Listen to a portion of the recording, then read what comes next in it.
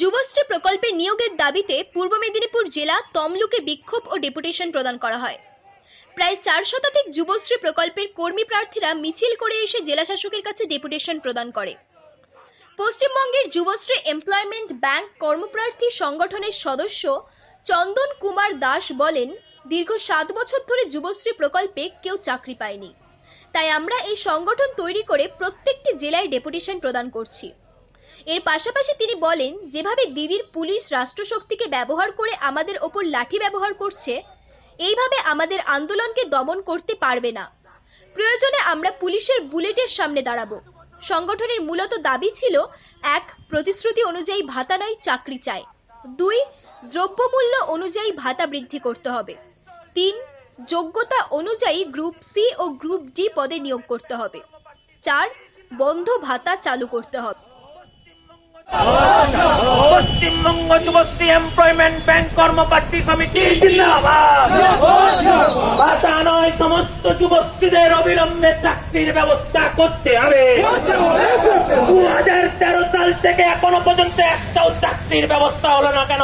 মাননীয় মুখ্যমন্ত্রী জবাব দাও। যুবশ্রী এমপ্লয়মেন্ট ব্যাংক কর্মপ্রার্থী সমিতি জিন্দাবাদ। অবিলম্বে ইলেকশনটি বাতিল করতে হবে। যুবশ্রীদের ভাতা বন্ধ হয়ে যাচ্ছে কেন? প্রশাসন জবাব দাও। এই দাবিতে আজকের জিএমের নিকট ডেপুটেশনে আপনিও সামিল হন। পরিবারের যুবকদের যুবশ্রী নথিভুক্ত যারা আছে তাদের চাকরির চাকরি এই মিছিল চলছে। লক্ষ ছেলেকে প্রথমে এমপ্লয়মেন্ট ব্যাংকে নাম নথিভুক্ত করা হলো এবং সেদিনকার টলিউডের বিভিন্ন কলাকুশলীদেরকে নিয়ে এবং আমলাদেরকে নিয়ে এবং সরকারি আধিকারিকদেরকে নিয়ে মাসে 1,500 টাকা করে 10,000 যুবশ্রীর হাতে চেক প্রদান করেছিলেন। বলেছিলেন এটা উৎসব ভাতা, 1 বছরের মধ্যে এদেরকে সরকারি স্থায়ী রাজ্য সরকারের গ্রুপ ডি গ্রুপ সি পদে এদেরকে নিয়োগ করা হবে। আবার পরবর্তীকালে এমপ্লয়মেন্ট ব্যাংকে যে সমস্ত বেকার শিক্ষিতরা নাম নথিভুক্ত করেছে, পরের 1 লক্ষ আবার যুবশ্রীর আওতায় তারা আসবে। কিন্তু ঘটনা হলো আজকে 7-7টা বছর ধরে মুখ্যমন্ত্রী মমতা বন্দ্যোপাধ্যায়ের প্রতি আমরা আস্থা রেখে একটাও ছেলেকেও এই যুবশ্রী প্রকল্প থেকে একজনেরও প্রায় চাকরি দেয়নি। আমরা তার জন্য আজকে সারা পশ্চিমবাংলা ব্যাপী আজকে পশ্চিমবঙ্গ যুবশ্রী এমপ্লয়মেন্ট ব্যাংক কর্মপ্রার্থী সমিতি এই সংগঠনটা তৈরি হয়েছে। আর এই সংগঠনের মধ্য দিয়ে আমরা প্রত্যেকটা জেলা শাসকের কাছে আমরা ডেপুটেশন দিচ্ছি। আমরা লকডাউন পরিস্থিতিতেও আমরা অনলাইনে ডিএম সাহেবদের কাছে আমরা ডেপুটেশন দিয়েছি।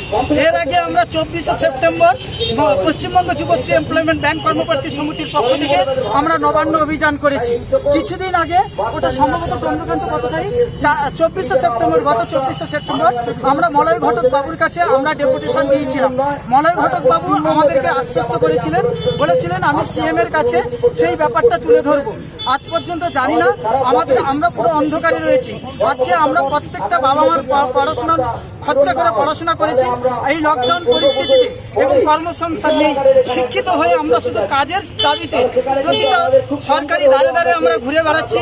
আমরা পরীক্ষা দিচ্ছি, পরীক্ষা দেওয়ার পরেও আমরা চাকরি পাচ্ছি না।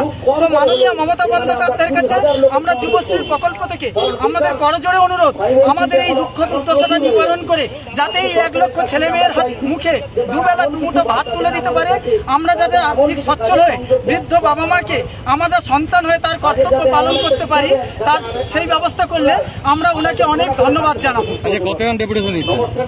আজকে কতজন মিলে ডেপুটেশন দিচ্ছেন? আজকে আমরা নেই করে 3 থেকে 400 জনের অধিক আমরা ডেপুটেশন পূর্ব মেদিনীপুর জেলা থেকে আমরা পূর্ব মেদিনীপুর জেলা থেকে দিচ্ছি। আগামী দিনে আমাদের দাবি যদি না মানা হয়, আমরা আগামী দিনে সারা বাংলাব্যাপী দুর্বার গতিতে আন্দোলন আমরা করব। কারণ আমরা 7/2/2000 তারিখে কালীঘাটে মাননীয় মুখ্যমন্ত্রী মমতা বন্দ্যোপাধ্যায়ের বাড়িতে আমরা পশ্চিম বাংলা থেকে অগণিত যুবশ্রী মানুষ দিদির সঙ্গে সাক্ষাৎ করতে গিয়েছিলাম আমরা দাবি দাবা জানাতে। কিন্তু আমরা দেখেছি দিদির পুলিশ আমাদেরকে সেখান থেকে তাড়িয়ে দিয়েছিল। দূর দূরান্ত থেকে এই যুবশ্রী ভাইরা এসেছিলেন। আমরা সেদিনকার ফোন করেছিলাম আমরা নিরাশ হয়ে বাড়ি ফিরবো।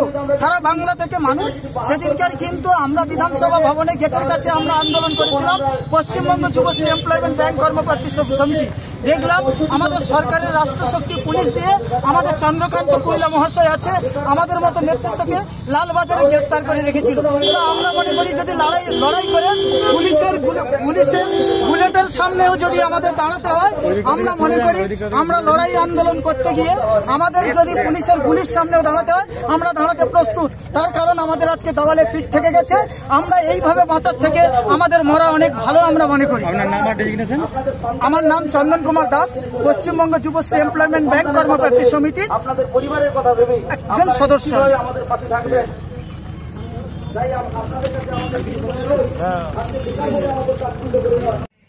পূর্ব মেদিনীপুর থেকে শ্রীকৃষ্ণ মাইতির রিপোর্ট, বাংলা নিউজ।